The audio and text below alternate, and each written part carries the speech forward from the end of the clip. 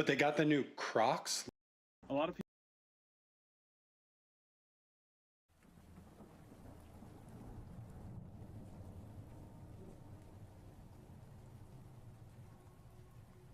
I currently work at a Dollar Tree. For anybody that doesn't know, this is a dollar store. Actually, the one that I work at is $1.25 now, but you get the point. So this is an event that took place 2 months ago now. I'm a female and a part-time employee. I work all kinds of different shifts, and it's pretty random. It's really whenever I'm needed, and sometimes I work mornings, other times I work into the night. I'm also trained to do multiple things in the store, like be a cashier and do other tasks. One day I was working a Saturday shift. I think I was working from 1 p.m. until 9 p.m. So when I got to work, I was cashier for a while, but that was only for the first couple of hours. For the next part of my shift, we had 2 other employees working, so they went on the registers and I did some other tasks. We were kind of busy, but the store was not too crowded or anything. I remember that probably around 4 p.m., I had a bad interaction with a man who had entered the store. I had been stocking a shelf in the back and did that for maybe 5 minutes. Then I started walking away when I was done. As I was walking down an aisle near a back corner, there was a man standing in that aisle. I didn't really notice him until he stopped me when I was walking past. He said that he needed help with something at first, but it didn't take long before the man started to say some inappropriate things to me. It started by him basically trying to pick me up, but I wasn't interested. I tried to shake it off, but the man continued talking. It was making me uncomfortable, and I told him to stop. The man was pretty short, had dark hair, and had a somewhat skinny build. I didn't really feel too much in danger because of there being other people in the store and my coworkers there as well. I started just walking away from the guy, but he began to follow me. He was walking and still talking, but talking quietly. He was now telling me not to walk away from him and asking me what my problem was. I walked over to a coworker and the man continued. I told the man to stop, louder now, and told him to leave me alone. When he did not go away, my coworker got involved. At this point, the man finally left and then walked out of the store. I was really glad that he was finally gone. Every now and then we would get really strange customers, but I had never dealt with anything like that before. I really couldn't believe it. After that though, I went back to work and continued. The next few hours went by really well. I actually went back to cashier for a couple hours and then switched with the other employee. By now, I was almost off. I had less than an hour to go in my shift, and it was 8-something at night. The store was much quieter now, and I headed to go organize some shelves. One thing about our store is that many of the shelves get extremely disorganized. I don't know why this is, but I enjoy reorganizing everything and making it look nice. It's something we usually only do when the store is really quiet though. So I walked to this far back corner of the store. The aisle was empty and there was a lot of things needing to be organized. I started on one of the shelves. I was maybe 2 or 3 minutes in when I heard something to my right. So there were these 2 kind of large boxes in the aisle. I'm not sure exactly what had been in them. Maybe a bunch of toy balls or something like that. But it was almost empty. I looked over and then saw the same man from earlier emerging from one of those boxes. I couldn't believe my eyes. He had been hiding inside of it. But before I could do anything, the man jumped out of the box, all while looking right at me. He then started to walk towards me, and I moved away. The guy had to be insane or something. I backed away, but was now in the complete corner of the store. I asked the guy what he was doing. He did not say anything, but kept moving closer. There was a bunch of shopping baskets stacked nearby, and I grabbed one of them as the man got within 5 feet of me. I used it as a shield against him in case he kept coming closer. He got within a few feet, and I held out the basket. I told him very loudly to leave me alone, and he told me to be quiet. I was hoping that my coworker could hear me. The man was still standing there, with just the shopping basket between us. He asked me to leave the store with him, and I said no. As he continued to try to persuade me, I heard my coworker approaching. When she entered the aisle, the man told her to go away. My coworker then threatened to call the police. The man took a few steps away from me and towards my coworker. We both told him to leave over and over. Finally, the man walked out of the store. He walked along the sidewalk out front and then went out of sight. Of course, we were both worried that he would come back, or was waiting for us outside. My coworker watched by the door, and I went around the store and realized that there were no other shoppers inside. We decided to lock the doors then and close early to be safe. We called the police, and they came out and we told them everything about the guy. They looked around a little bit, but he was gone. After that, both of us went home. We also reported the man to our other coworkers, and he got banned from the store. Luckily, I haven't seen him since, and I'm hoping that he never comes back.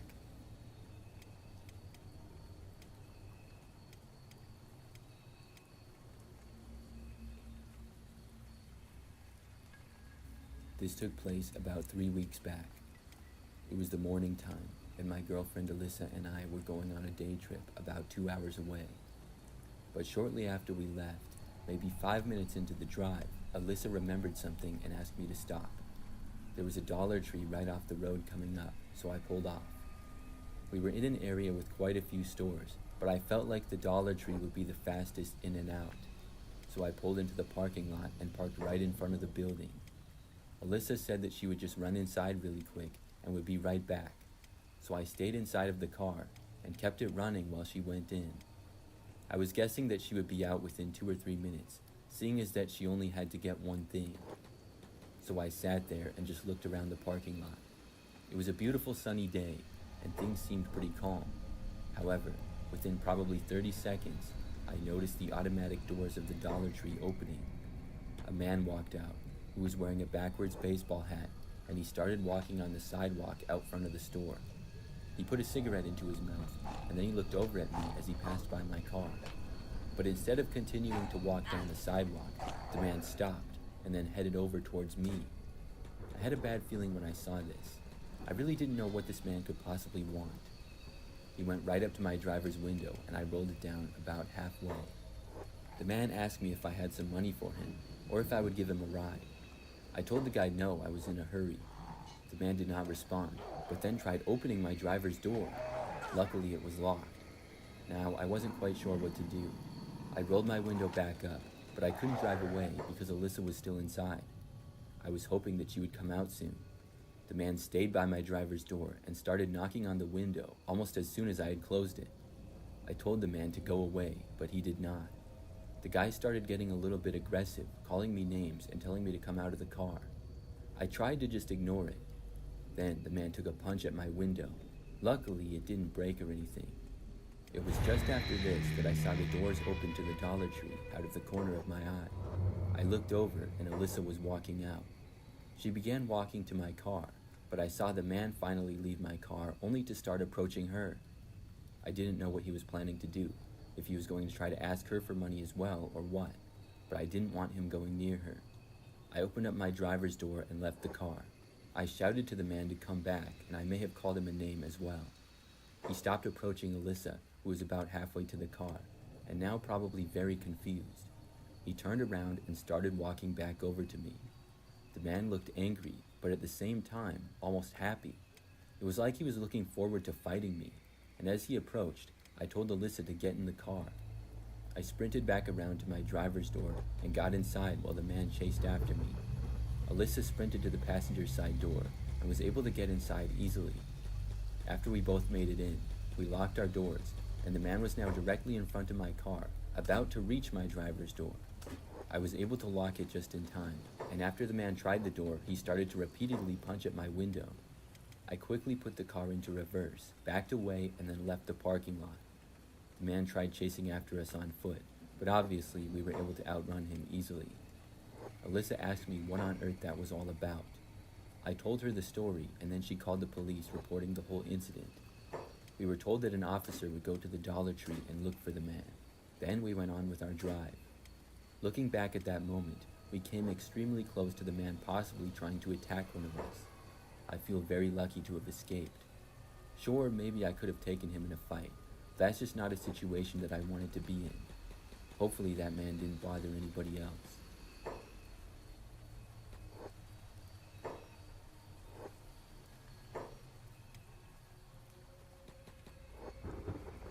There's a local dollar store in my neighborhood that's pretty close to my apartment.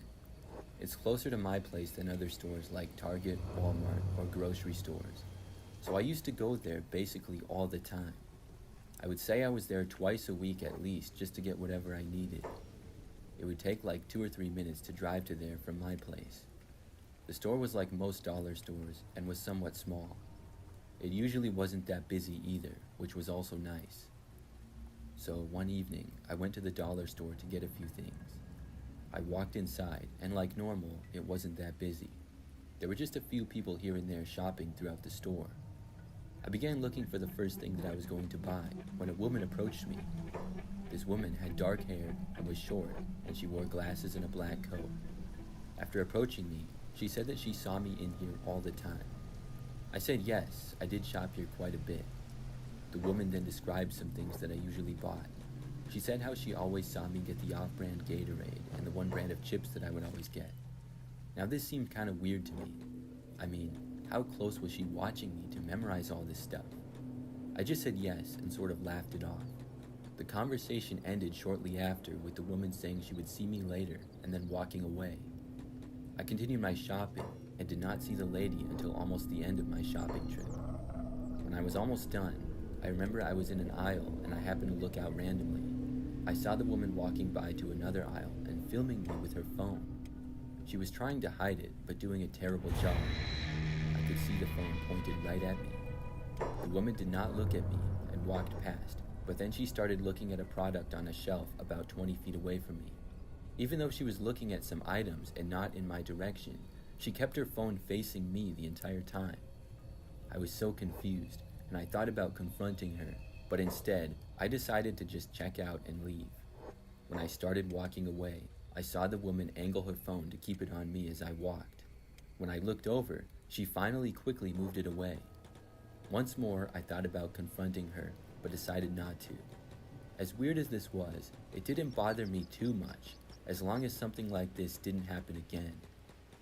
I headed up and paid for my items and then left the store. The woman did not follow me or anything, and was still inside when I left. So after getting out of the dollar store, I headed back home. It was probably just 2 or 3 days later that I was at the store again. I had sort of forgotten about the woman, and this time that I shopped there, I don't remember noticing her at all. But the next time I was there, she was back again. This was maybe a few days after that, so roughly a week after our last interaction.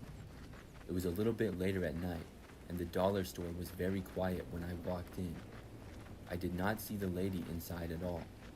I was able to go around the store and get the items that I wanted to buy. When I was sort of near the front end of the store though, I noticed something out the front windows. The windows looked out to the parking lot, and you could see a good amount of it. There were maybe 3 or 4 cars in the entire lot. I saw the same woman from before, standing next to my car, and she appeared to be either filming it or taking pictures of it. She was clearly holding her phone right up next to it. She also got my license plates. When I saw this, I decided to leave. I checked out and kept an eye on the woman the whole time. I watched her then try to open one of the doors to my car, but it was locked. Then I left the store. As soon as I made it out of the doors, I just barely saw the woman go behind another nearby car in the parking lot.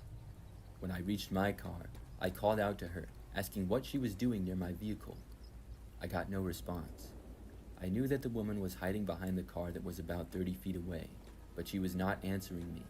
I did not figure it to be a good idea to approach her or to say anything else.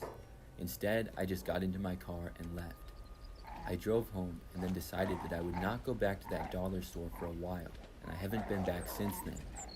This was about 6 months ago. I've not seen the lady at all, and I'm hoping that I never see her again.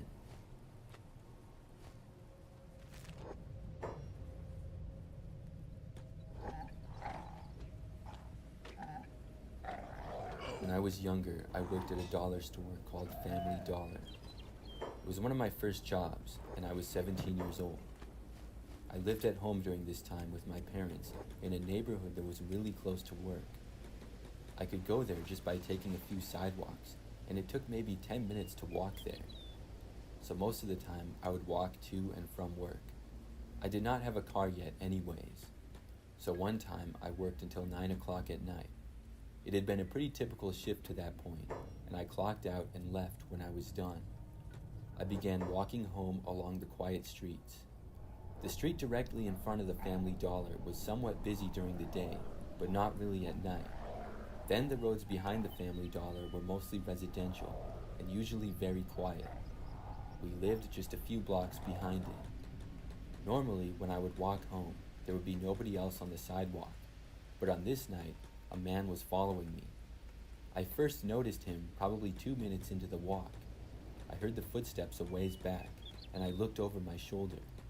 I saw a man walking, but I actually recognized him. He had been inside of the dollar store earlier in the day.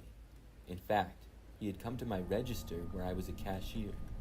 Except this guy had been there much earlier. I'm talking like 5 hours earlier, and I hadn't seen him come back inside the store or anything since then. So this seemed sort of strange to me. I kept walking, and when I turned to go down another street, he followed me. I was starting to get nervous. I really wasn't that far away from home, so this was becoming more and more of a problem. Soon I reached my street. I turned to go down it and just hoped that the man wouldn't do the same. But he did. I couldn't go to my house, so I went to the end of the street and then started to head for the street behind my house. The man followed me the entire way. After walking down that street, I quickly turned a corner. The man was not right behind me or anything, so it would take probably 20 seconds for him to reach the corner and then be able to see me. So in the short time that he couldn't see me, I ran into a neighbor's yard and then cut through their backyard. After going behind their house, I cut through a couple more yards and then I was in my backyard. I quickly went around to my house and went inside. I was out of breath from running and my heart was racing from the experience, but I felt much better now that I was safe. I watched out of the front windows for a while to see if the man would walk past, and to my surprise, I did end up seeing him walking down the street. I didn't think that was a coincidence. Luckily, he did not go into our yard or anything, so I was confident that he didn't know where I lived. I told my parents about it, and they told me that I should drive to work next time. My mom did not need to use her car during the time of my next shift, and said that I could use it. Even though it would take less than a minute to drive there, I did. The next time I worked was 2 days later. I once again worked another shift that ended at around 9 o'clock at night. During that time, I was working as a cashier, and a few hours into this shift, everything was pretty quiet. I happened to look over though, and I noticed the man who had followed me home entering the store. When I saw him, I got really nervous. I didn't know what he was going to do. The man went into some random aisle and then went out of my sight. I was dreading having to ring him up when he checked out. I tried my best to just ignore it and tried to think about other things. But after a while, I noticed the man leaving. He did not buy anything and didn't check out. I felt relieved. For the rest of my shift, I didn't see him. So on this night, when I got off, I left the store and I went to my mom's car in the parking lot. When I got inside, I started up the engine and began leaving. But when I was driving out of the parking lot, I saw the lights turn on from another car in the lot, and then that one started to leave. Instantly, I got paranoid and was worried that this was the same man. And when I took a left and headed to my street, the car behind me also took a left. I drove to my street and turned onto it, and so did the car behind me. I just knew that this was the same guy. I drove past my house and then went to the street behind me once again. This time though, I left that street and started driving to try to find the local police station. I had to look up directions, but was able to make it there within about 10 minutes. When I pulled into the parking lot, the car behind me was still there, but did not pull in after me. I parked and went into the police station and reported everything. Of course, I had no proof that the person in the car behind me was the same man, but I had more than a hunch. I also did not get the license plate. I couldn't see it in the dark, but I was hoping that the police would be able to do something. I did not want to get followed home from work again. After speaking with police, I called my parents, and I told them about what had happened. Then I went home. The next time I worked, I was really worried that I would be followed again or see the man or something.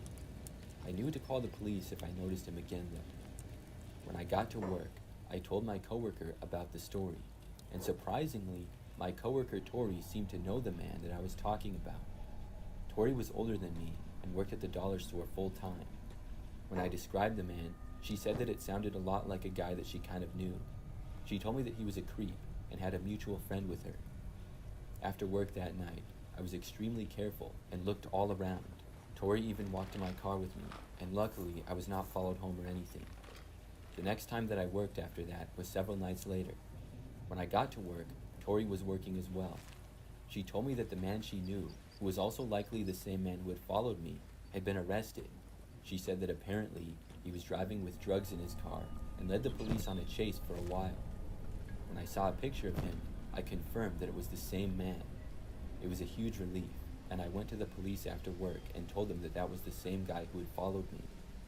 This was a long time ago now, but I will never forget it. I only worked at the Family Dollar for a few months and then quit. Looking back, that was definitely the scariest thing to ever happen to me when I worked there.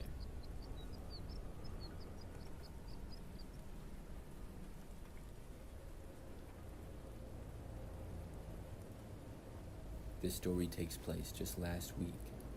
It was a Saturday evening just before sunset. I went to the dollar store just to get a couple of snacks. I had been there a number of previous times, and it was pretty close to my apartment. The store was called Dollar Tree, and everything inside was around $1.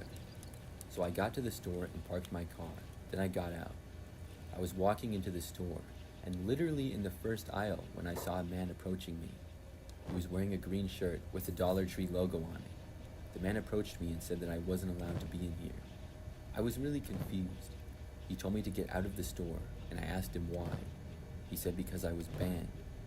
Now, I knew for a fact that I was not banned, and I had never had a bad interaction with anybody there. I said he must have the wrong guy. The man told me again to leave or he was going to call the police on me. I really couldn't believe it. I asked the guy what I did to get banned.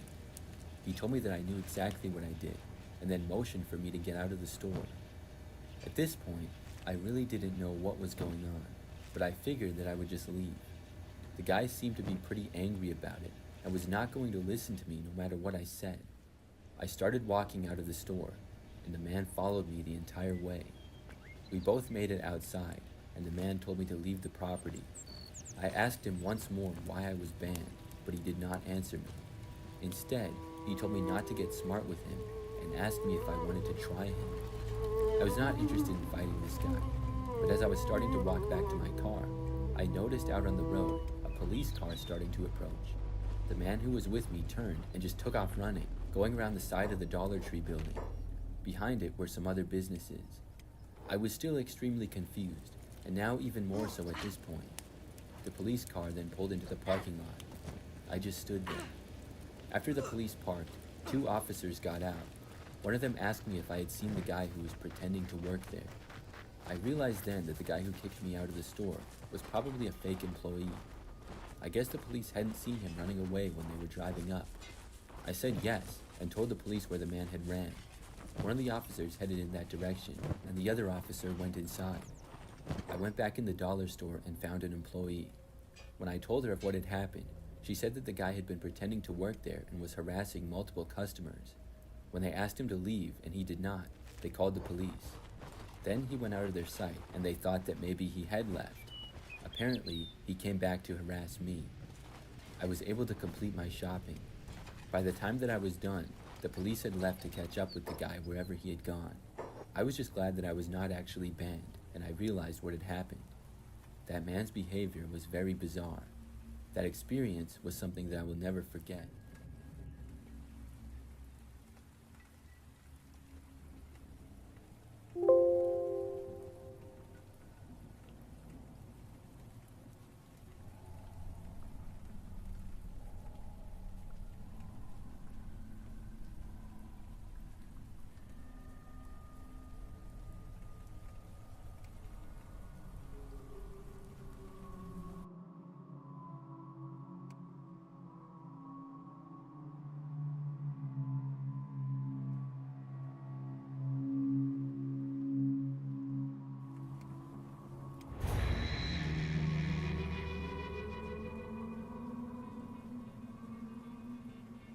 I was by myself at home a few years ago, and a really bad storm hit.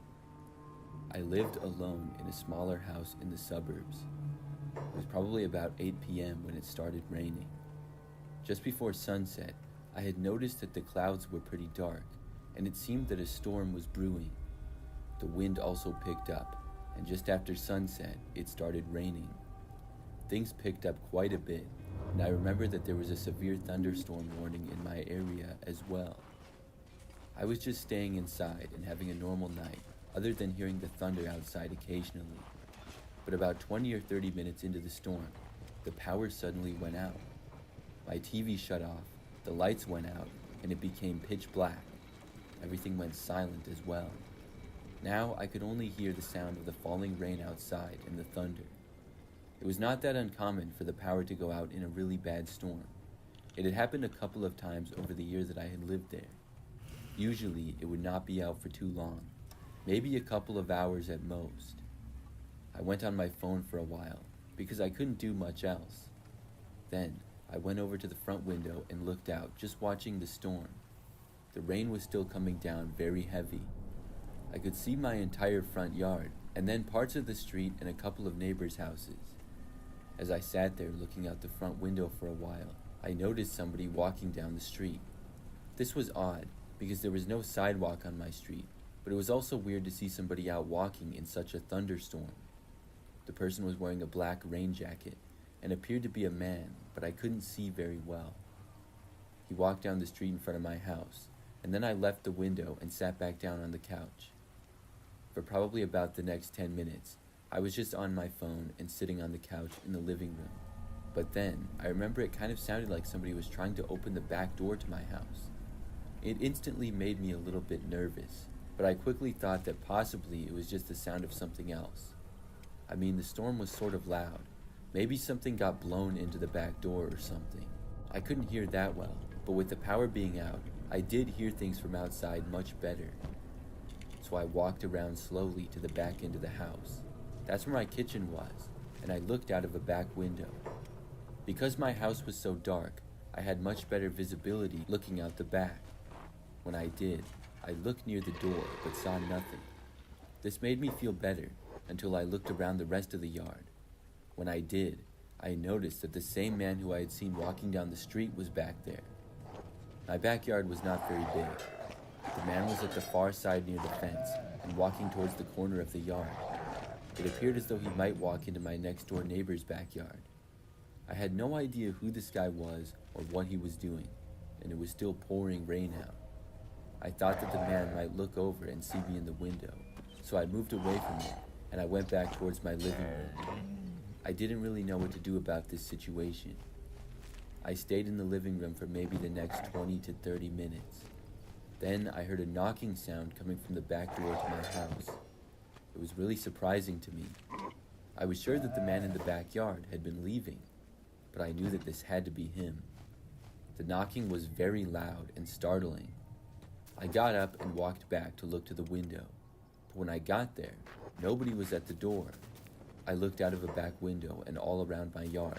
However, I did not see anybody. I kept looking for like 10 minutes, but never saw anything. I went back into the living room after that. There were no more knocks or strange noises. Less than an hour later, the storm stopped and my power was restored.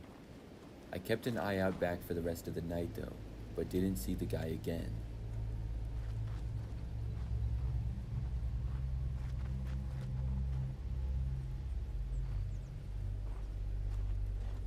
This took place last summer. I was at home by myself one evening. I live with my husband, but he was at a sports game with one of his friends, and I knew that he would be gone until much later. It was a normal night, and probably about 9 p.m. or so. Suddenly, out of nowhere, the power went out. Everything went black, and I found this to be really strange.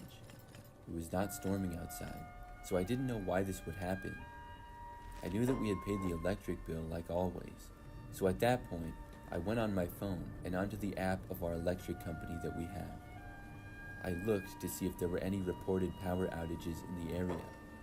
Sometimes, if there are, it will say the cause of it, and it will also say when the power should be restored. So when I logged onto the app, I did not see any information about it. I was trying to figure it out on there for a few minutes, but did not have any luck. As I was doing this, I then heard the sound of glass breaking coming from the back of my house. It was very loud and alarming, especially because everything was so quiet and dark. I could only see from the light on my phone, and I got up and used it to guide my way to the back side of the house. When I got closer, I heard some noises coming from near the back door area. When I finally got within view of the back door, I suddenly stopped. I saw that the window to the back door was smashed, and an arm was reaching its way inside. Somebody was right outside of the door. I couldn't see who it was, but it really freaked me out, and I instantly turned in the other direction. I ran away and went as fast as I could to the bedroom. It was hard to see, but I was able to make it there. When I got inside of the bedroom, I quickly closed the door behind me and then locked it. Then I went all the way into the bedroom closet and hid inside. When I got there, I called the police on my phone. I said how somebody had broken into my house, and because of how quiet it was, I heard the back door open and the guy walk in. I did not know who it was or what he looked like, but I gave the police as much information as I could. The thing that really mattered was that there were officers on their way to my house. So I heard the guy walking around inside for a few moments. When I got off the phone with the police, I didn't really hear him anymore. I listened closely, but heard nothing. I wasn't really sure what was going on. Still, I didn't dare move or make a sound, and I remained hidden inside of the bedroom closet. I was afraid that any second I would either hear footsteps outside of the door or hear the door starting to turn. If this guy broke the back door window to get in, who knows what he would do? There was probably a way that he could break down the bedroom door despite it being locked. As time went by though, I still didn't hear anything. Within 10 minutes, the police had arrived. They made their way into the house through the back door. Then they searched the entire house, and when they made it to the bedroom, I finally left. However, the police never found the man. The window was still smashed to the back door, and the back door was also left open, but the guy was gone. The police even searched around the neighborhood a little bit, but whoever had broken in had left and was nowhere in sight. And inside the house, everything remained in place. Nothing was stolen or anything. But the police found that the power lines had been cut, probably by the man who broke in. Why he did this, I don't know. I'm guessing it wasn't an accident. I called my husband and he came home. The police then left after getting information about the incident. Since this has happened, we got the window replaced and also installed security cameras. Nothing else suspicious has happened though.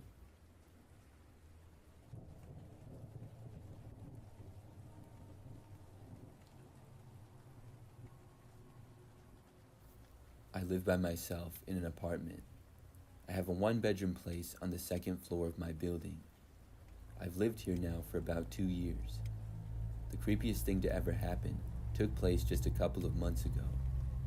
I had gotten home from work several hours earlier. After making some food and eating, I was relaxing on the couch and watching some TV.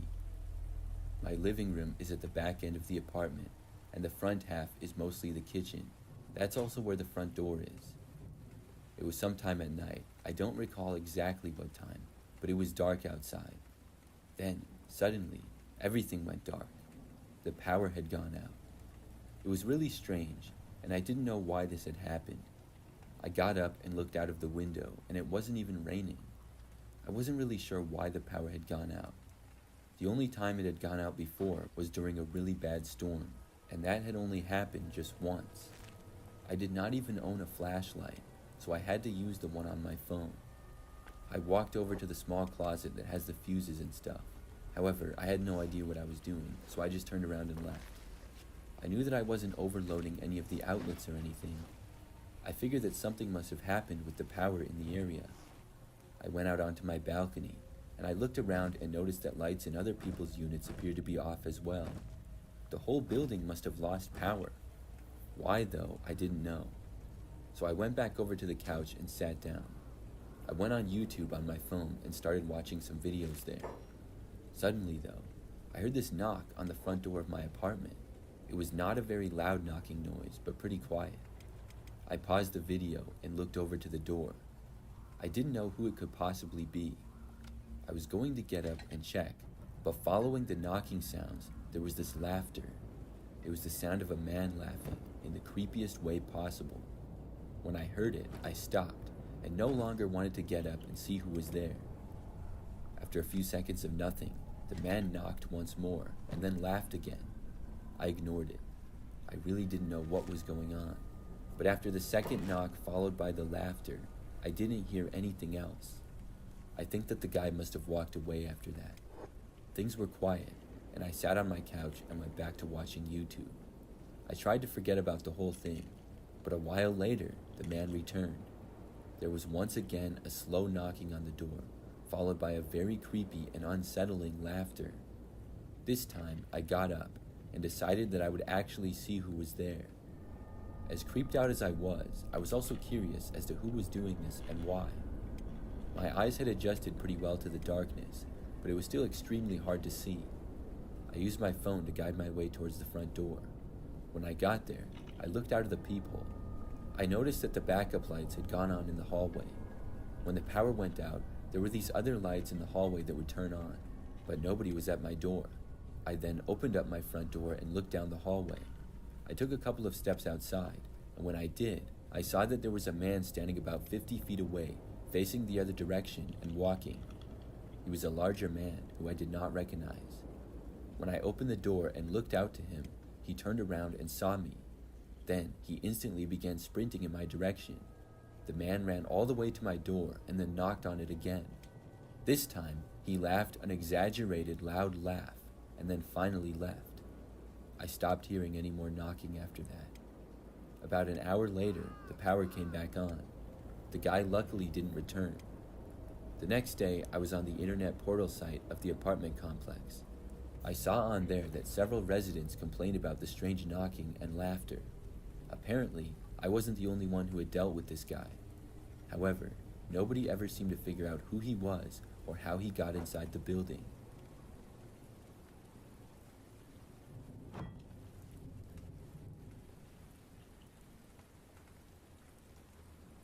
This happened back when I was a child. I think I was 9 years old if I'm remembering correctly. One night during the summertime, I was sleeping in my bedroom, which I had all to myself. However, I was awoken in the night because there was a big thunderstorm going on. I remember that it was something like 2 o'clock in the morning. I was a little bit scared of big storms at that age, and I knew that I wouldn't be able to fall back asleep right away. So I got out of bed and turned the light on. Then I got back into bed and I got my Nintendo DS from my bedside table. I turned it on, and that's about when the lights suddenly turned off and I realized that we had lost power. My digital clock turned off as well, and everything got really quiet. I could just hear the rain pouring outside and the rest of the storm. I then went underneath my covers and started playing some games on my DS. My plan was to just play until I finally got sleepy again, or it stopped storming. I knew that my parents and siblings were all asleep, and I didn't want to wake anybody up. So I hoped that the power would come back on soon, but luckily my DS had a good battery life. I was playing for quite a while, and I was hearing the storm going on in the background. At one point, it sounded like the storm was lightening up, so I wanted to look out of the window and see for myself. I lifted up the blanket that I was hiding under and looked over to the window. When I did, I was surprised to see that there was some woman standing there. I did not know who she was. My window looked out to the backyard, and this woman was standing right there and looking at me. I quickly covered myself back up with the blanket. I had no idea where she came from or how long she had been standing there. I don't have a great memory of what she looked like. I just know that seeing her really scared me. When I was under the blanket on my bed, I was too scared to get up and leave. I just stayed there. After a short time, I heard the woman say something, but couldn't make it out. Then, there was a slight knock on my window. I ignored it. I was really too scared to move. After a few minutes though, I didn't hear anything more, so I gathered up some courage and looked again. When I did, not only was the woman still standing there, but she was staring right at me. I quickly got up this time and ran away. I left my bedroom and went down the hallway to my parents' room. Then I woke them up and told them what had happened. By the time my parents made it back to my bedroom, the woman was gone. My dad went outside and searched the yard, but said that she must have left. Luckily, the power came back on a short time later and the storm ended. This remains one of the scariest moments of my life. I never found out who the woman was or what she was doing there. I mean, it's pretty creepy to stare into a kid's bedroom during a thunderstorm in the middle of the night. I'm just glad that she never returned.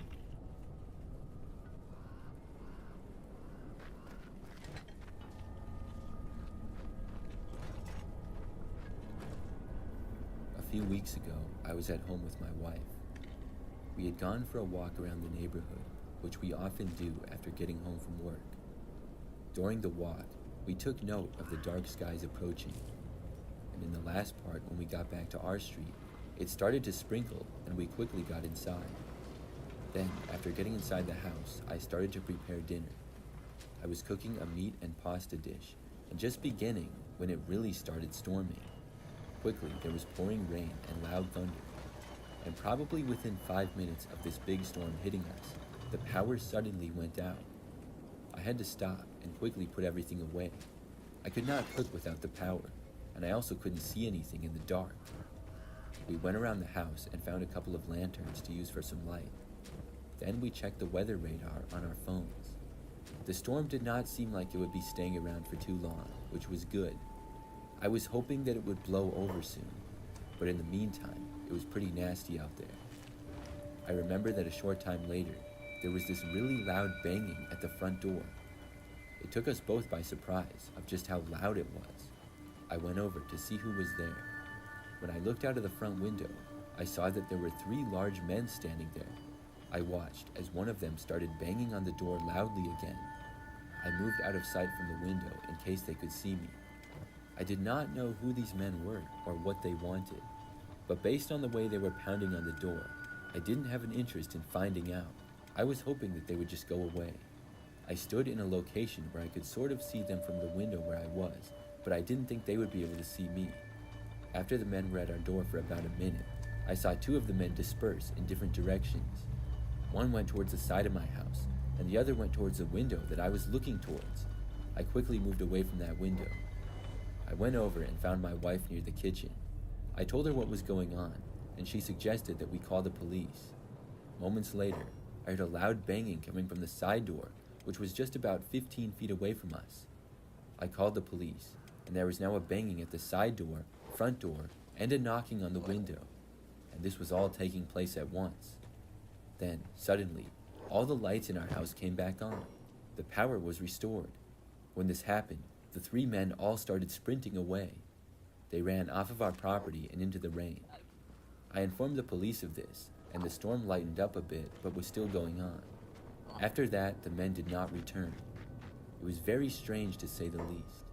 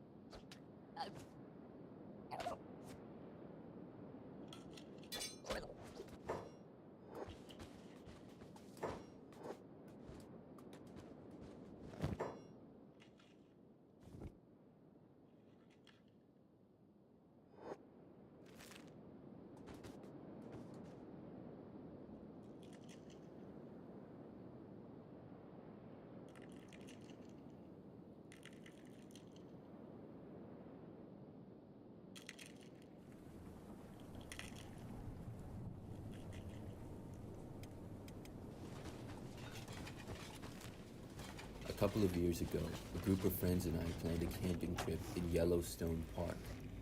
The four of us had been camping multiple times in national parks before, but never one the size of Yellowstone.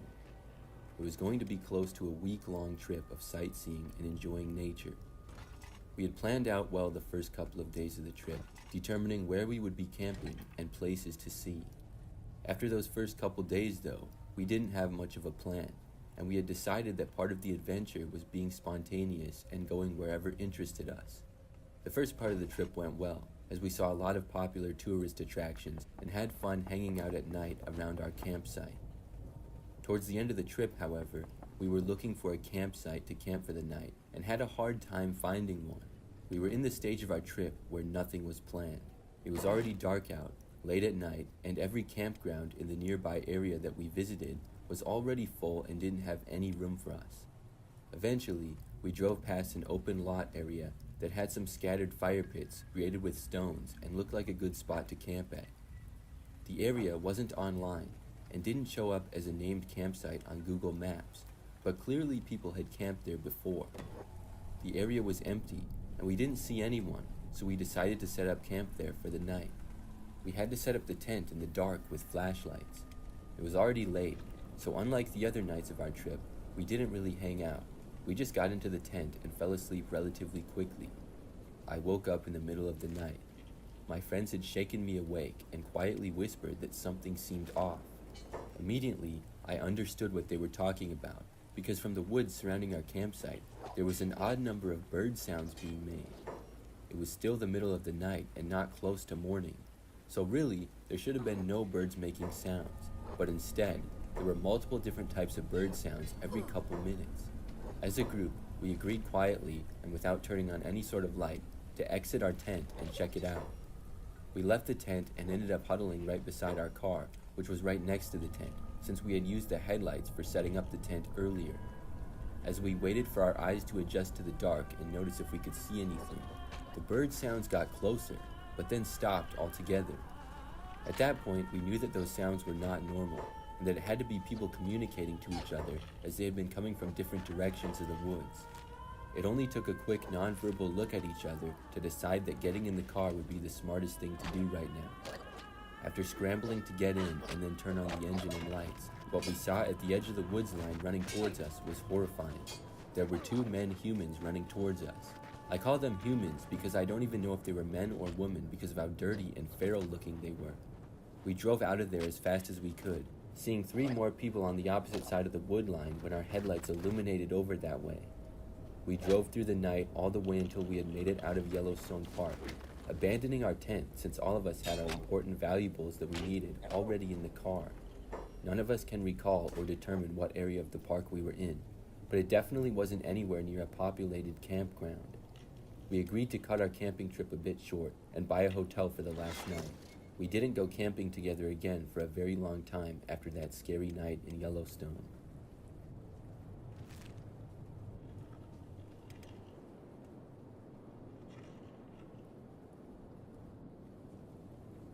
My friends from college and I tried to stay as close as possible after we had graduated from school. One of the ways that we would do this is by all of us taking a week off during the summer or fall and going on a camping road trip. Last year, we had planned together and decided to go camping in the mountains of Colorado towards the end of the summer. Once our flight landed, we purchased our rental car and we were off to the mountains for some camping. The second night that we were out there, we found a nice small camping area with individual lots. The lots were distanced from each other well enough to where it felt like our own individual campground, especially with all the trees surrounding us. We had picked a lot close to the small creek, which flowed nearby close to the highway, so that we could wash off after a long day of hiking. We set up our campsite while it was still light out that evening, so we wouldn't have to set anything up after dark. Once everything had been set up, we headed to a restaurant in the closest town for some dinner. We arrived back to the campsite after dark, and were surprised to see that our tent flap was open and stuff had been moved around outside. There was nobody in the clearing of our campsite, but somebody had gone through our stuff. It was a disturbing scene, but we proceeded with our night. It was time to get some sleep soon, so we grabbed our towels and shampoo and walked the short 5-minute walk to the stream to wash off. The water was very cold, but it was still quite refreshing in a way. It wasn't until after we had all exited the stream and were drying ourselves with towels on the riverbank that I noticed something. Across the stream on the opposite bank, there was 100% somebody watching us. Not wanting to alarm my friends, and also not wanting to let the figure on the other side of the stream know that I had seen them, I suggested that we go back to camp. On the walk back to our campsite, I briefly explained to my friends that I had seen someone across the stream from us in the woods. Between that and the incident of somebody rummaging through our tent while we were gone, it was decided that we would sleep in the car tonight. It was already hard to sleep and get comfortable in the car, and the added anxiety about the person I had seen by the stream didn't help either. The whole night I kept glancing out the windows, seeing if I would see anybody lurking around in the moonlight. At some point in the middle of the night, I glanced outside the car window, and my fears were true. There was a figure crouching down by the entrance of our tent, slowly unzipping it. I watched in horror as the person quickly found out there was nobody in our tent and then turned their head towards our car. The figure slowly disappeared around the back of our tent and began crouch walking closer to the car. I frantically woke up my friends at the same time while reaching into the driver's seat to honk the horn. The honking of the horn was effective as we watched the figure leave the campsite and disappear into the woods. What will always stick with me from that night is how the figure we had seen didn't run away frightened. They calmly just stood up and walked away from us into the woods, not bothered at all that we had seen them. Nobody got any more sleep that night in the car, as we stayed up and alert and paranoid that the figure would try to return. We didn't have any more problems for the last couple hours of the night until it started getting light out. We had planned on staying at this camping location for 2 nights, but it's needless to say, we didn't stay there for the second night, even though we had already paid for it. We continued the rest of our camping trip, moving to a different campsite. Thankfully, there was no more issues the rest of the trip, but that night will be vivid in my memory for a long time.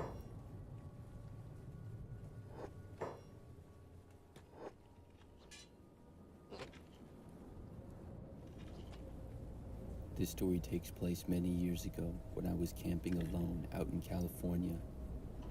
I haven't gone camping in many years now, but when I was younger, I would go on many weekend camping trips to get out in nature by myself and relax. I did these camping trips quite frequently, almost every other weekend it felt like. I loved being out in nature, but did not like the discomfort of sleeping on the ground in a tent. For how often I went camping, it made sense for me to buy a small little camper that would attach and be part of the bed of my truck. It was really nice and could comfortably fit me and even one more if I needed. One of my weekend trips, I drove about 5 hours away from my house to a beautiful area that I hadn't been to before. I spent the day doing a long hike and then cooling off in a peaceful lake during the evening. By nighttime, I had parked my truck in a quiet remote area, sort of up a mountain so that I could have a nice view when I woke up in the morning. I was still up reading a book by flashlight when I heard footsteps outside and someone approaching the truck. Normally, I don't ever have people walking anywhere near my truck, so it was odd to hear for sure. Maybe I had parked in a bad spot, or somewhere I wasn't allowed to be and somebody was coming to let me know. Either way, I didn't feel comfortable, especially since it was after dark at this point. I called out a greeting of, "Hello, who's there?" as the footsteps approached closer. A raspy male voice responded saying, "Hi there, I just wanted to check out your camper. Pretty nifty." I was really quite comfortable laying in my bed in the camper in the back of the truck, so I yelled out that I could show them the camper in the morning, assuming they were maybe camping nearby. There was no response from the man outside for what felt like a couple of minutes. Finally, I heard him muttering to himself, but couldn't make out anything of what he was saying. Assuming that was that, I went back to reading. Oddly though, I didn't hear any footsteps retreating away. The man had to still be standing there. He was, and after a few moments, I heard footsteps moving around my truck, but still not leaving. There was tiny little porthole-like windows on the side of my camper, which I kept covered with curtains at night. I looked outside, but couldn't see the man at all, and it sounded like he had walked to the front of my truck. Next thing I know, I heard some quiet thumps starting from the hood of my truck, and eventually getting closer to me. Whoever this person was had the audacity to climb onto my truck and crawl onto the roof of my truck towards the camper in the bed of it. I was a person who took very good care of my truck, and this guy was pissing me off to say the least. I shouted out, alerting the person that I had a firearm with me, and if they didn't get off my truck and leave, I was going to come out with my gun. I heard the man get off of my truck and walk away a bit, but I still didn't hear their footsteps fade away as they would have if they had completely left. I got out of my camper with the firearm and my flashlight. Upon pointing the flashlight around, I saw the man crouching down near a bush about 40 feet away. As the flashlight illuminated him, he backed away farther into the darkness. I had had enough with whoever this person was at this point. I didn't know if it was somebody who had gone on drugs or somebody crazier, but I shouted to him to leave and not come back. I was already up at this point and was driving back home in the morning anyways, so I packed my stuff up and headed home early. Whether it be due to scary encounters such as I had with a person or something animal related, I've always had my firearm with me when I went camping, and I'm thankful that I had it on me that night.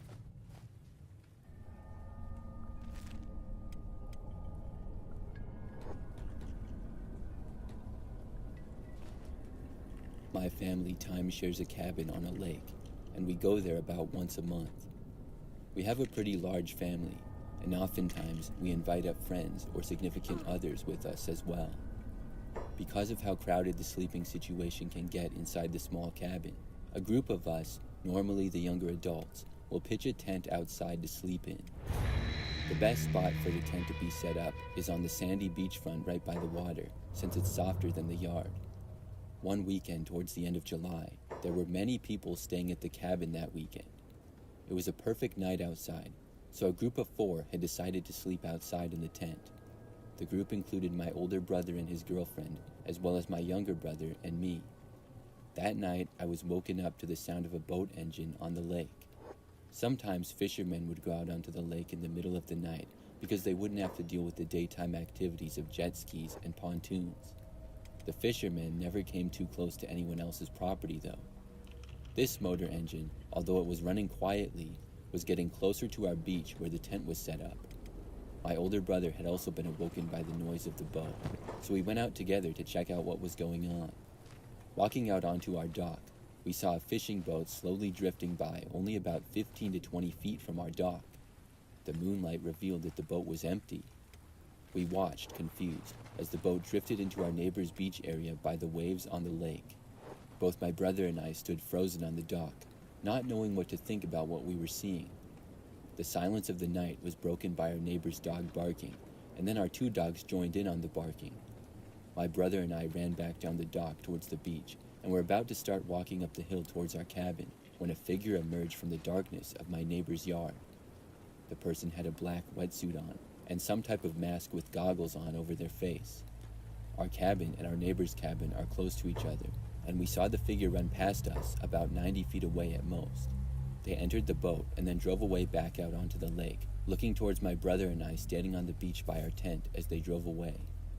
We found out the next day that our neighbor's cabin had been broken into, but their dog scared the person away before anything happened or before anything was taken. It was an eerie experience, especially basically camping in the middle of all the action, seeing the empty boat and the figure escaping into the night. I don't think the person in the black wetsuit knew that we were camping out on the beach. Otherwise, I don't think they would have come so close with their boat. Our family still goes to that cabin fairly often, and hasn't seen the boat or the figure in the wetsuit anymore. But our parents use it as a scary story, exaggerating a bit, to spook people before they go out and sleep in the tent on the beach.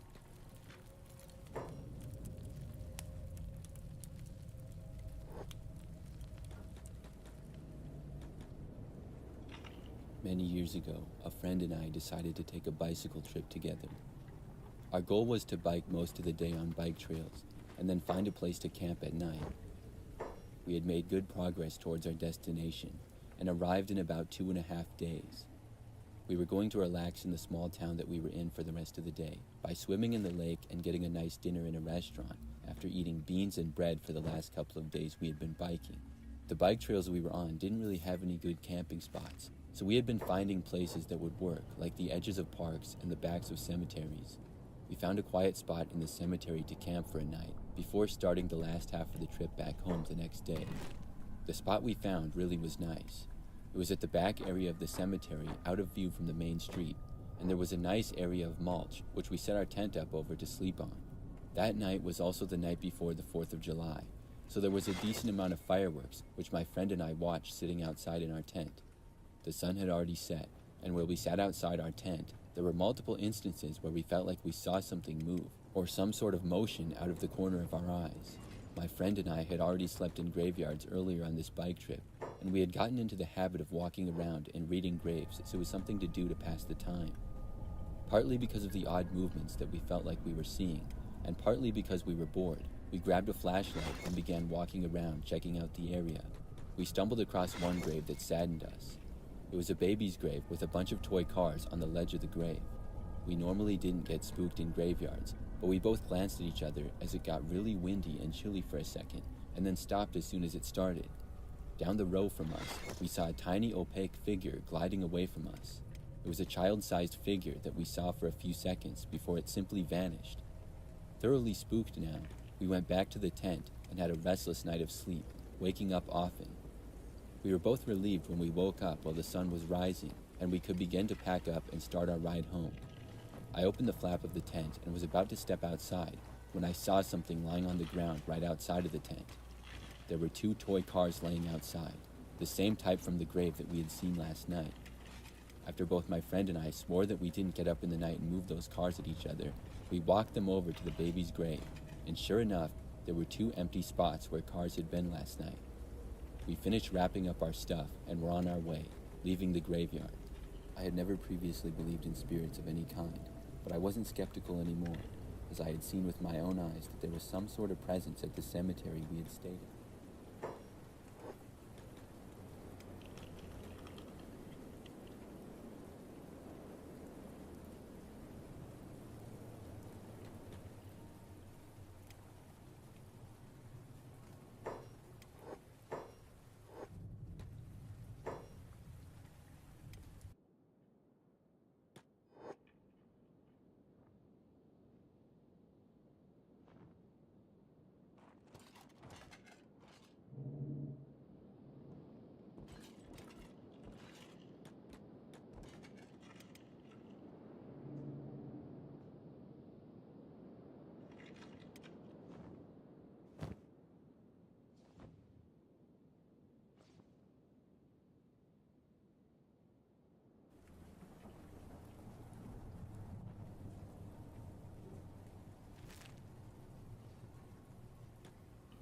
My first year of college, I had gotten close with a group of friends who were into urban exploring.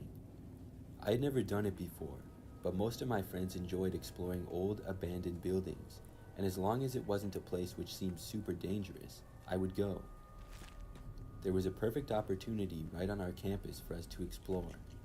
An abandoned, rundown theater building that had been there for many years was finally getting demolished in a few months. My friends decided that they wanted to check it out before it was gone. The 5 of us who were going to explore that night left at midnight for the theater. We found some small back doors, and after a couple hard pushes on the door, it burst open and we had our way inside the theater. I have no idea what year this theater was built or when it was abandoned, but it was in pretty bad shape. There was a ton of junk everywhere. The audience area was filled with old theater props and other storage items, which is what most of us spent our time exploring. One of our friends, I'll call him Jake, had wandered over to the storage area. The stage had multiple gaping holes in it, and we warned Jake to be careful up there.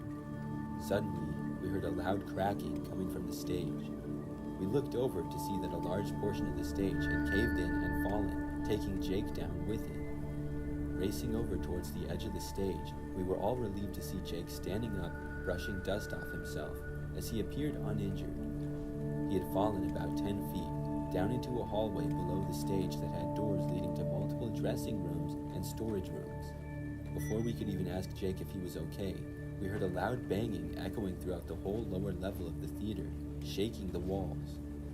We watched as a figure sprinted out into the hallway and out a door into the night outside the theater. I was freaked out and ready to call it a night, but the others wanted to explore the dressing rooms down the hallway. I followed the group and we checked room after room. Eventually, we opened a door leading into a room, and Jake was the first person to peek his head inside, and he turned around gagging. Shining our flashlights through the door of the room, it revealed a makeshift bedroom setup with a rickety old wooden bed and some chairs and other random items in the room. On the ground, there were remains of dead animals that could be seen, mostly squirrels and rabbits. The smell flowing from the room into the hallway was horrid, and we quickly closed the door and we finally all agreed on heading back home for the night. We left through the back door, the same way we had seen the figure run earlier, and could see their footsteps in the snow retreating away from the theater. I'm sure they were hiding out there somewhere waiting for us to leave the theater. The old theater got demolished a couple of months later. I wonder to this day if that critter-eating dweller had moved on to somewhere else nearby or on the college campus.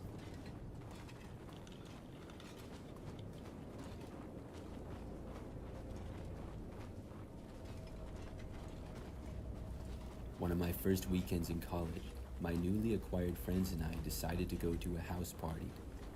We hung out in the dorms for a majority of the evening. Then, at around 10:30, we got dropped off at the address for the house party. It wasn't quite what we were expecting when we thought of a party, but there was enough people there for it to be a good time still. We also knew many people there, so that made it more fun also. The focal point of the party was downstairs in the basement, where there was loud music and drinking games being played. Personally, I wasn't interested in playing any of the drinking games, so the party was a little boring for me, but I stayed downstairs and hung out with my group of friends. Eventually, though, I got really hot and wanted to get out of the basement and grab some fresh air. My plan was to go outside the house for a bit into the cool night, but on my way out, I walked through the upstairs living room area where there was a couple people hanging out on the couches talking. I recognized a girl on the couch in the living room. She sat near me in one of my classes. I decided to go talk to her and say hi. It ended up being a great conversation, and I sat down on the couch with her and we talked for a while about school and other random stuff. It was a refreshing break from the noise and action of the party going on downstairs in the basement. We had been talking for quite a while now when it came to my attention that a guy sitting on the other couch across the room was staring at me. He wasn't talking to anyone, and there was nobody really by him. He was just sitting and staring. I sneaked glances at this guy during my conversation, and every single time he was locked in on me. I was getting a little weirded out by his intense gaze, so I wrapped up the conversation with my classmate and decided to head back downstairs to my friends. I had reached the top of the stairs heading down into the basement when I felt a cold hand grasp firmly onto the back of my arm. It was the guy from the couch. With no introduction or hello, he simply stated, "Want to go outside and get some air?" It was an unfriendly voice, and I told him no and to please let go of my arm, and he was still grasping onto the back of it. He stared at me for a couple of seconds, and I was afraid he wasn't going to let go. Finally, he slowly released me, and I quickly went downstairs into the life of the party to join up with my friends. At this point, I was ready to go home, back to the dorms, but my friends were still playing games, so we stayed longer. I was scanning the basement looking for someone I knew when I saw the guy from upstairs again. He was standing in the corner of the basement, keeping to himself, and staring once again directly at me. I kept tabs on the creepy guy, making sure that I knew where he was so that I wouldn't get close to him for the rest of the night. I was relieved, to say the least, when one of my friends notified me that our ride was there and it was time to go. We said our goodbyes and piled into the back seat of our ride's car. As we pulled away from the house, I saw someone watching us through the front window, the curtains pulled open a bit and their head peeking through. It had to have been the guy who was staring at me all night. Thankfully, nobody followed us home that night. The next week in my class, I asked my friend if she knew who the guy was that had been sitting alone in the living room. She said she had no idea, but he had been sitting on the couch the whole night by himself, not associating with anyone. That guy had made my first party experience in college extremely creepy, and I watched out for him for the rest of my time at college, but I never saw him on campus or in any classes either.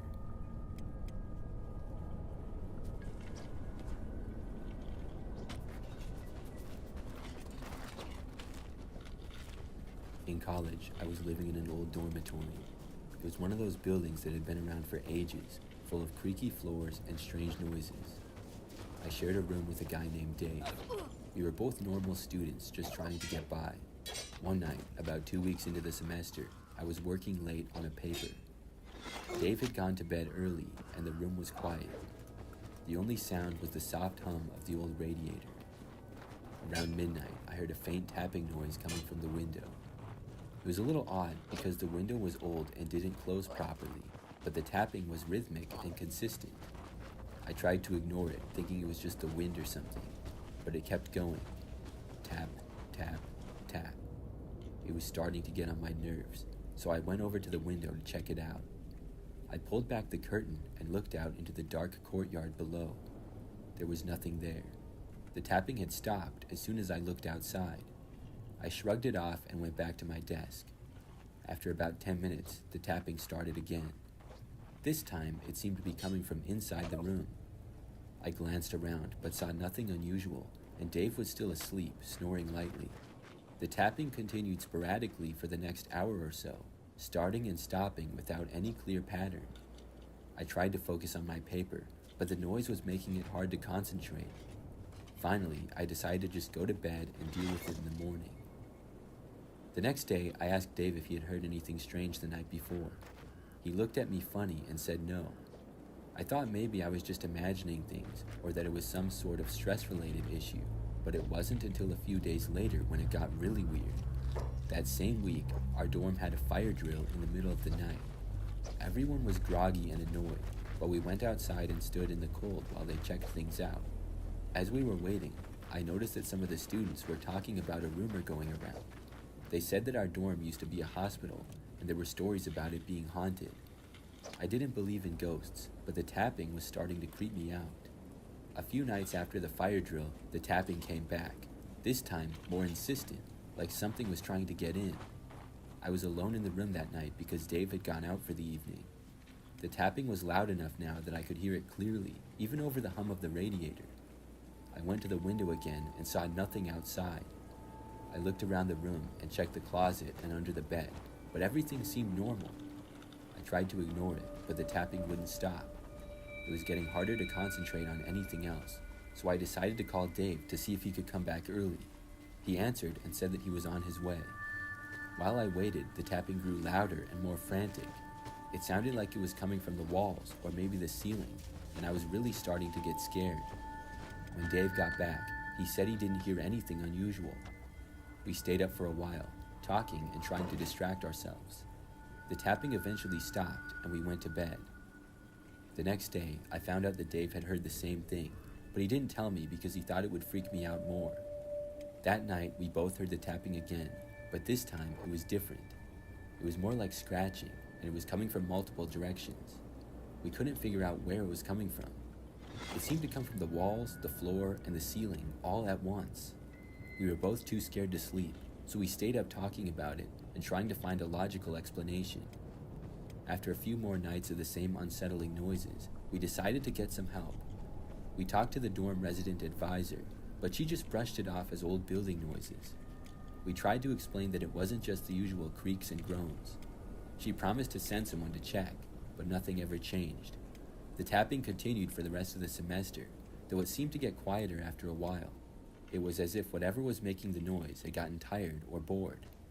We never found out what caused it, although some of the other students mentioned hearing similar things, but no one really talked about it much. When the semester ended, Dave and I moved out of the dorm and into an apartment off campus. The tapping stopped completely.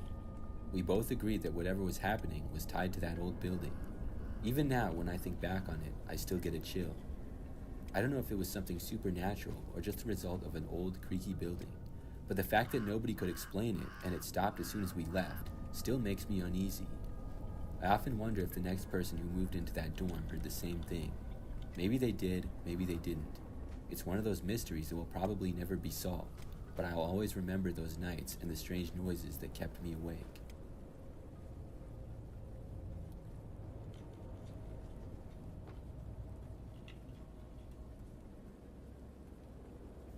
Last semester at college, I had a scary encounter in the library of all places. It was towards the end of the semester, only about 2 weeks left of school before finals week, and I was getting hit hard with assignments and tests that I needed to study for.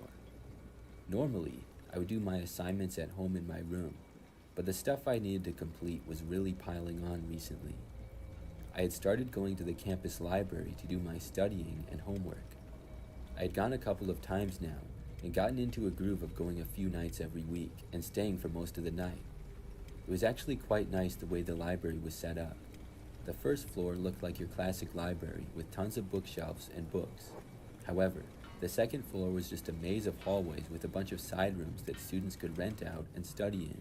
All the rooms would be locked, but all I had to do was show my student ID at the front desk, and I'd receive a key and get a study room all to myself. On this particular Wednesday night, I got myself a room key and went upstairs to find my room number. I walked through the hallways looking for my room number and eventually found it towards the back of the second floor. I got my laptop and everything else I needed set up and then went to work. I'd been working away on homework for many hours now, and it was almost 10 p.m. The library closed at 11, so I knew I had a bit of time to do a little bit more homework. However, I needed a bathroom break first. I made my way down the hallways towards the bathroom that was on the second floor. When I had arrived at the library, some of the other study rooms had been filled with other students studying, but they were all empty and dark now. It appeared that I was the only one left, at least on this floor of the library. Finished with my bathroom break, I made my way back towards my study room. When I turned the corner and saw my study room, something was wrong. I had left the door open and unlocked because I was only going to use the bathroom and didn't want to bring the key with me, so that wasn't out of the ordinary. However, when I had left, I definitely had left the light on. Through the window, I could see that all the lights were off in the study room, and it was filled with darkness. I stood outside the door to my study room, wondering what to do next. I had most definitely left the lights on, but perhaps they were motion sensor lights and had turned off already. I wasn't really sure. I cautiously poked my head into the room, fumbling for the light switch on the wall. Finally finding it, I flicked it on, illuminating the study room. I scanned the room to see if anyone was in there, but it was empty, and I looked at my personal items, and it appeared that nothing had been stolen or tampered with. The only thing I saw was on the back wall, written on the whiteboard with dry erase marker, was 2 words. It said, "Watching you." I got chills as I read that, going over to lock the door to my study room. I also looked through the window out into the hallway and other study rooms nearby to see if anyone was there. I barely knew how to comprehend what had just happened. Had somebody been watching me while in the library, or watching me outside of the library as well? Regardless, I was extremely nervous, and I wanted to pack up and go home for the night. I normally walked from my house to the library, but there was no shot I was doing that tonight. I called the campus safety officers and asked if I could get a ride home from the library. For the final 2 weeks of the semester, I didn't study at the library and was always looking over my shoulder. I never noticed anyone who seemed to be watching me, and didn't have any more encounters like that over the last 2 weeks that I was at school.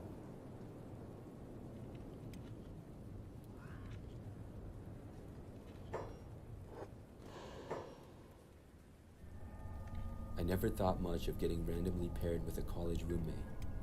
I figured we'd be friendly, share some laughs, and maybe argue over something small, but nothing out of the ordinary. But when I moved into the dorm, I was paired with a girl named Emily, and from the start, things felt off. Emily was quiet, not in a shy way, but in a way that made you wonder if she had something to hide. She didn't go out much, and when she did, she'd be back in no time. She kept to herself and barely spoke to me. I tried to be friendly, but she only gave short, one-word answers.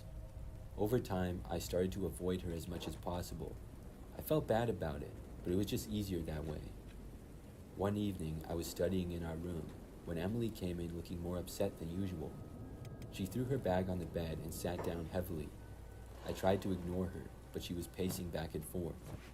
"You okay?" I asked, though I didn't really expect an answer. "Yeah, just a lot on my mind," she said. Then she fell silent again. That night, as I was about to fall asleep, I heard Emily's bed creaking. I looked at the clock. It was past 2 a.m. I tried to ignore it, thinking she was just restless, but then I heard a soft, rhythmic thumping sound. It was irregular, like something heavy was being moved around. Curiosity got the better of me. I got up and peeked out of my bed. Emily's bed was moving slightly with each thump, and I saw her silhouette through the thin partition that separated our beds. She was sitting up, her head bent forward. I was too tired and scared to investigate further, so I just went back to bed. The next morning, Emily was already gone when I woke up. I didn't think much of it until the day after. I was sitting at my desk when I noticed something odd. The drawer of the nightstand next to Emily's bed was slightly open, and I could see a piece of paper sticking out. I pulled it out and found a list of names and dates written in Emily's handwriting. It didn't make sense at first, but then I realized they were names of students in our dorm, and the dates were all recent. I started to feel uneasy. I didn't know why Emily would have a list like this, and I didn't want to confront her about it. A few days later, the list was gone, and Emily acted like nothing had happened. As the days went on, Emily started acting even weirder than normal. I started noticing that Emily was always home, even when she said she'd be out. I'd come back from class, and her door would be closed, but I could hear her muffled noises from inside. It sounded like she was talking, or maybe arguing with someone, but I never saw anyone else come or go. One night, after several days of this strange behavior, I was coming back from a late study session. As I approached our room, I noticed the door was slightly ajar. I could hear Emily's voice, but this time it was clear. She was talking, loudly and angrily. Her door was cracked open, and I could see her in the room. She was standing by the window, her back to me. She was talking to herself, but the way she was moving, it was like she was addressing someone else. I couldn't make out what she was saying, but it sounded intense. I didn't want to intrude too much, so I quietly closed the door and went into the common area. The next morning, Emily was gone again. I took the opportunity to look around her side of the room. I felt a little guilty about snooping, but she was acting so weird lately that I wanted to see if I could get a clue as to what was going on. I didn't find much, just a few personal items and the empty drawer where the list had been. But there was something else. Underneath her bed, I found a small old-fashioned key. It didn't look like it belonged to any of the dorm rooms. I put it back where I found it and decided to stay away from her side of the room. Days went by, and Emily's behavior grew even more erratic. One evening, as I was studying late, I saw her from the corner of my eye, walking around the dorm with that strange, intense look on her face. She had a heavy bag with her, and she seemed to be looking for something or someone. I tried to avoid her, but she noticed me and gave me a cold stare before quickly disappearing down the hallway. Things reached a tipping point one night. I was awoken by a loud banging sound coming from Emily's side of the room. I hesitated, but decided to check it out. When I opened the door, the room was dark, and Emily was nowhere to be seen. Her bed was a mess, and the room looked like it had been ransacked. I went to the common area and saw Emily sitting alone, her head in her hands. She looked up when I approached and had tears in her eyes. "Are you all right?" I asked, trying to be supportive despite my own fear. She nodded but didn't say anything, so I decided not to press further. The next day, Emily was gone. Her things were packed up, and a note was left on her desk saying she was leaving for personal reasons and wouldn't be coming back. I never saw Emily again, and I later found out that she had transferred out of the college. I still don't know what was going on with her, but the whole experience left me shaken. I learned to be more careful about who I lived with and trust my instincts. Sometimes I wonder if I will ever know the real story behind Emily's strange behavior and that unsettling list of names. Everything about the girl just seemed very strange and mysterious.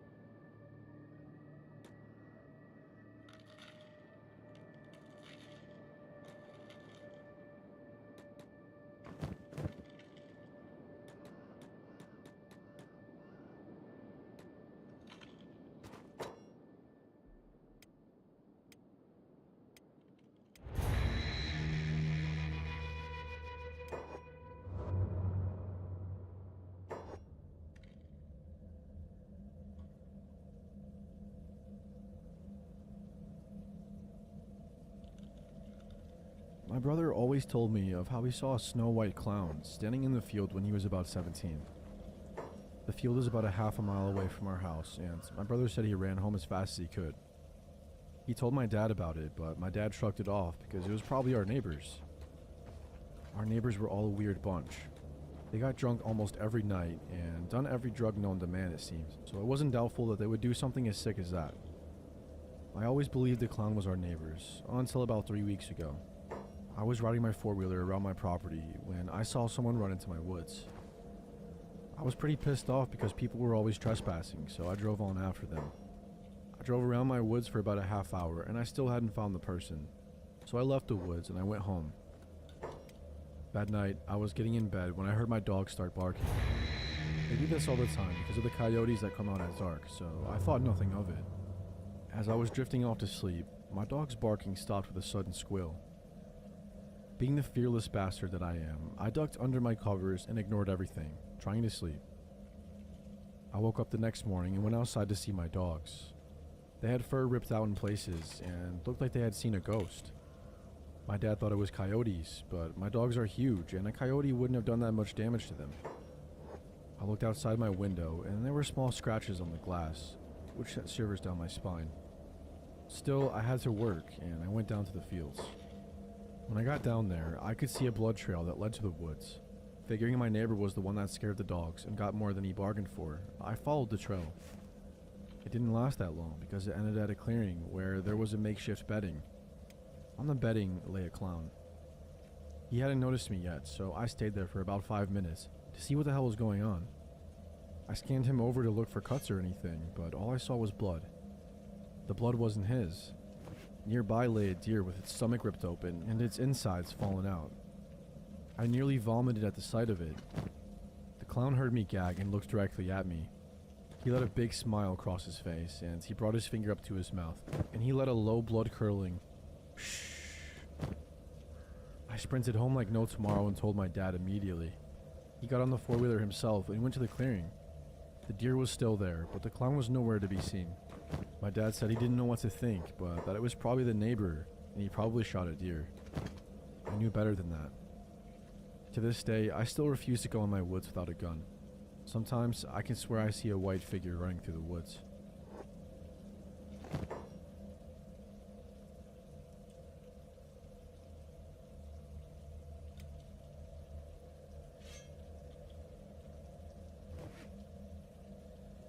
When I was about 16, I went to a party with some of my high school buddies.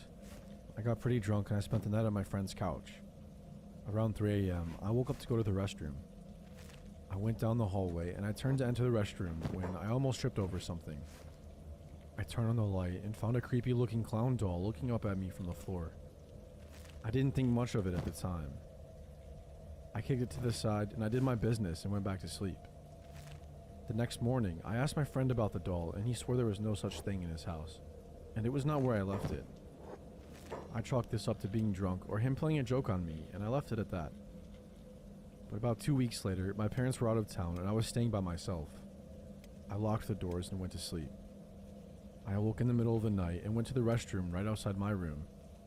I turned on the light and that same damn doll was sitting on my bathroom counter, staring at me with the creepiest smile I'd ever seen.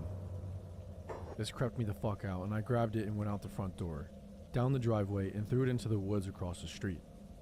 My friend, whose house I first encountered the doll at, had not been to my house since before the first encounter. This really bothered me for a few days because I had no idea how it could have traveled to my house. I even went to look for it the next day and it was gone. Fast forward a year, I hadn't seen the doll since. It was on my counter and my family and I had moved about 10 miles away. On my first night in the new house, I go to sleep, only to wake up about 2 hours later. I check my cell to see what time it was, and I see something next to me on the corner of my eye. I turn towards it and shine the light from my phone towards the pillow next to me. There is the clown doll, just smiling its little creepy smile at me. I run out of the room and wake up my parents. I tell the story of the doll rather quickly to my dad, and he goes and checks out my room. He returned about 30 seconds later and tells me there is nothing there and to go back to sleep. I have not seen that doll since, and I am 28 now, but I remain afraid of clowns to this day.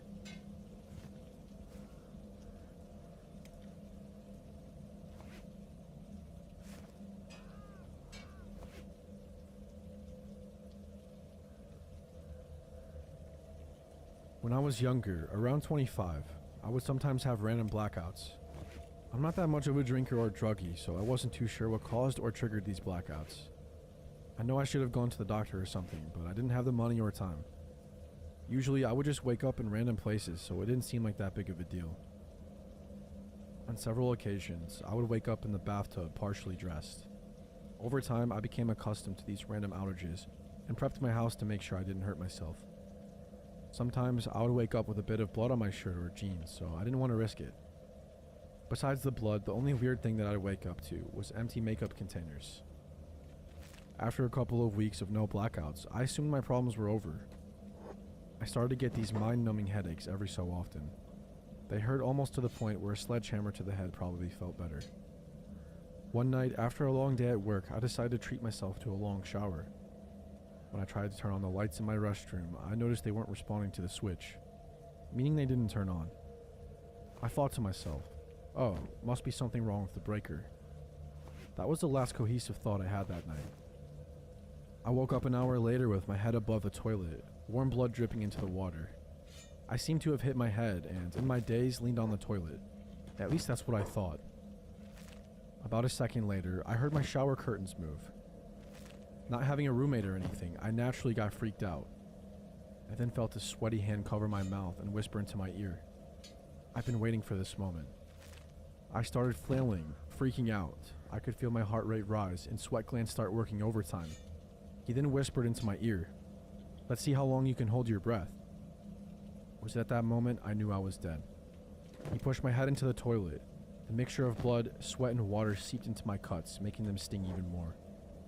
After what felt like an eternity, he lifted my head up and said, lemons." He then pushed lemons into my wounds, causing the stinging to upgrade to complete and utter pain. Right after that, he put a cloth sack over my head. I tried reaching for anything that could help me fight him off, but it was too late. He had me cornered.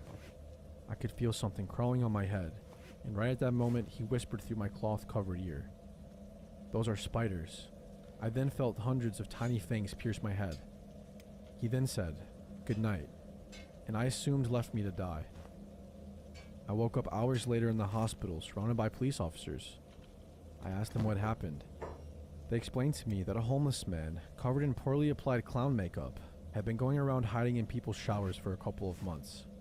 Apparently, he had been living in my one-bed, one-bathroom apartment for the past few months, and the blackouts were due to him drugging my food and basically messing with me until he got the courage to try and kill me.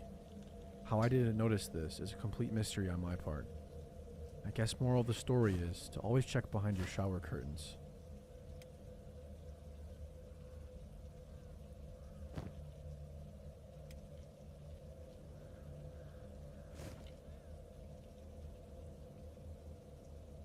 I can still remember the first time I saw the clown in the church. I was 14 and my family had moved to a house in the town where my mother had grown up. Across from our house was an old church, and through one of the side windows, I saw it. A clown. Now, when I say a clown, I don't mean some weird dude dressed up hiding out somewhere, waiting to scare any passerby. No, it was one of those animatronic ones people put out around Halloween. I couldn't make out many of its features because I was at a distance to start with, but from where I was standing, I could tell it was fake. My mom saw what I was looking at as we both stood next to the car parked in our driveway. "You know what? When I was a little girl, that was the church I went to with Grandpa and Grandma," she said. "Why is that clown in there?" I spoke not with the intention of ignoring what she had just said, but more wanting an immediate answer to my question. My mom laughed a bit as she answered. "Who knows? Probably just forgot it there after Halloween. Somebody playing a dumb joke. So, come on, help me take these things inside." We finished unloading the car, being joined by my older brother Steve, who had gone in ahead of us. Now, I love my brother, but he could be a real dick sometimes. It wasn't long before he spotted the clown as well and laid into me. "Ooh, he's been waiting for you, Mark. He'll come for you when you're asleep," he said while raising his arms in an attempt to frighten me. But it didn't work. At least that's what I told myself at the time. "Asshole," I said under my breath. Later, we had takeout for dinner and I got to bed. School was already starting the next day, and I was tired from the drive and unpacking so far. When I got home from school the next day, I was alone at the time. Mom wasn't back from work yet, and Steve was nowhere to be found. I was about to let myself in when I looked back over at the church. The clown was still there, but it wasn't where it had been the day before. It was standing in front of the middle window now. It had moved. I walked across the street to get a better look at the clown. Still to this day, I don't know what compelled me to do it. Plain curiosity, I suppose. I couldn't help but remember my brother's words from the other day. He's going to get you, Mark. It was evident the church had been through some rough times. Its white paint was faded, dirty and chipped off everywhere. The 3 arched windows that were facing me all looked neglected, and they looked like they hadn't been cleaned in years. The inside had been hollowed out with no pews or any other furniture remaining. Then my focus shifted to the clown.